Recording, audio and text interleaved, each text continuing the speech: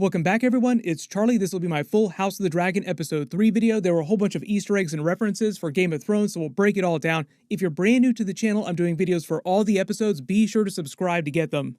Careful for spoilers for the episode. If you haven't seen it yet, we'll just start at the beginning and work our way through shot by shot, talking about Easter eggs and WTF moments, starting with the beginning of the episode. So the title of the episode is called Second of His Name. It's a reference to Prince Aegon II. He'll become Aegon II if he sits on the Iron Throne eventually. There's a lot of confusion over the way they use this convention too. Like, for instance, Jon Snow would have been called Aegon VI if he'd actually sat on the Iron Throne. So right now, where he is on the show, he's not considered the successor, even though all the lords, as we learned during the episode, just assume that Aegon will be eventually named the heir and take the Iron Throne when he comes of age. So technically right now, Aegon isn't called Aegon II, he's just called Prince Aegon. When he takes the Iron Throne, or if he takes the Iron Throne, that's when he'll officially be called Aegon II. And that's why the title of the episode is sort of foreshadowing for the future of the story and the actual Dance of the Dragons, this battle over the succession.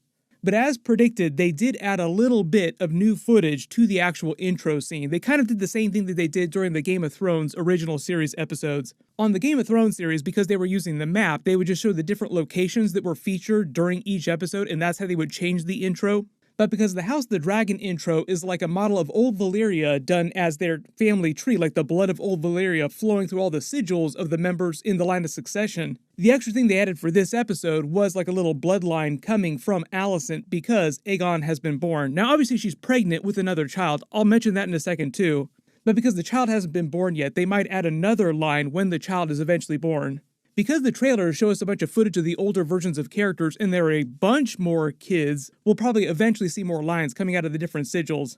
The actual opening scene is down in the Stepstones, sort of setting up the whole War of the Stepstones itself. They explain it's been a 3-year time jump, and House Valyrian's men, Daemon's men, are basically fighting a slow war of attrition. Even though they have their dragons, and that's a huge advantage, they've been fighting a losing war over the past couple of years, and that's why they keep petitioning the crown for support. They don't do a very good job of showing you during this episode because it's not like a massive, huge battle, but the whole idea is that the Triarchy vastly outnumbered their forces. It was really the dragons that balanced things out for them. Love that payoff scene with Daemon coming in on Caraxes and just roasting the entire field. We see Craghas Drahar feeding one of their men to the crabs, as they kept saying during previous episodes, crying out for the Sea Snake and Daemon Targaryen, who he said would come to help him, who kind of do, but kind of do not at the same time. I think the whole idea with Daemon crushing him with Caraxes is just an idea that Daemon is there for himself. Like, the whole idea is that he's there to attain fortune and glory. The thing Corlys used to sell him on the idea of the campaign was seizing glory for himself. And so far, because they've been fighting a losing battle, he hasn't found any glory. So it's just another way to show you that even though Daemon, yes, wants to get rid of the Triarchy because the Triarchy sucks, they're basically choking trade here in this area, Daemon is really here for selfish reasons. They do use this extended scene with Caraxes to kind of show you what it's like with a dragon in battle. It's like a cool twist on the dragon battles that we saw during the original series. There were a couple CG scenes later on, like a couple of the Sea Smoke dragon scenes. I'll talk about him in a second a little bit more, where the CG wasn't so great, so maybe they'll polish that in the next couple of weeks or when they eventually release a Blu-ray for it or something like that. And if you couldn't tell, Caraxes actually has a malformed body, but when he's in the air, that doesn't matter. Like, he's just as vicious as any other dragon, if not more so. So that's why it looks like he takes off in such a weird way. The soldier also makes fun of Craghas Drahar for being a bastard, his father for being a bastard. It does make me wonder if there was something special going on with his bloodline. Like, is he part of the Valyrian bloodline somehow? Is he distantly related to the Targaryens?